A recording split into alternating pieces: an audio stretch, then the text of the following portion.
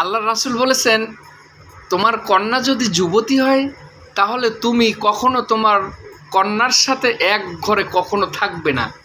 আর এই আল্লাহর রাসূলের সাল্লাল্লাহু আলাইহি সাল্লামের কথায়, নবী করিম সাল্লাল্লাহু আলাইহি সাল্লামের এই হাদিস আমরা শুনি, অনেকেই শুনেছি, অনেকেই জেনেছি, কিন্তু অনেকে জানি না। আর আর রাসূলের এই কথাগুলো আমরা যদি গুরুত্ব দেই তাহলে আমাদের সাথে অপ্রীতিকর অনেক কিছুই ঘটবে না।